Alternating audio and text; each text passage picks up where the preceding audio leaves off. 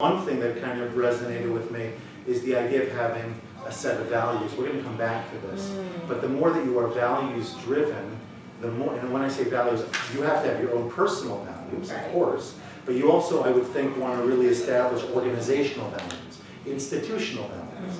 Some of them, if you go to a website, you know, and I think I might have it on one of our handouts, we'll see that a little bit later.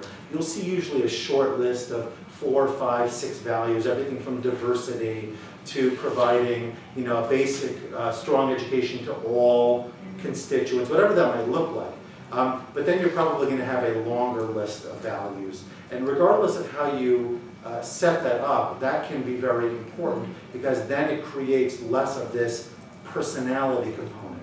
And the more that I can attach an agenda to a person, the more my emotional sense of who that person is and how I relate to her is going to cloud or muddle my perspective of the agenda as opposed to looking at the agenda for the agenda's sake. In other words, you want to create as much objectivity around the agenda as you can so that people can look at it for what it is rather than to try to redefine it based on who's driving it or who seems to be behind it. And we'll talk more about this, but it is going to be, John Maxwell talks about this, it's extremely hard to separate the leader from her agenda. It's extremely hard. So relationships are crucial, and we'll come back to that as well. But at least if you have a set of values that people have bought into, then you're no longer about me versus you and the power struggles. We're being driven by the same set of goals, whether we did it based off of a complete consensus or a majority that the minority has to live with because we voted and this is the direction we've chosen. This is going to make your life a lot easier because it's not about that personal contentions dimension that might exist. Thank you, appreciate it.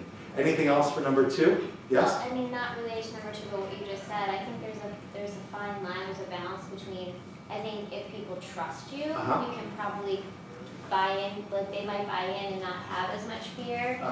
So I don't know how, it's hard for me to reconcile like completely taking the agenda and making it solely objective when presenting it and getting people's buy-in. Sure. I don't think you can make it fully objective, but at least by having values it's going to help you. I did add communication and trust to the issues of lacking things that will contribute as a result of not having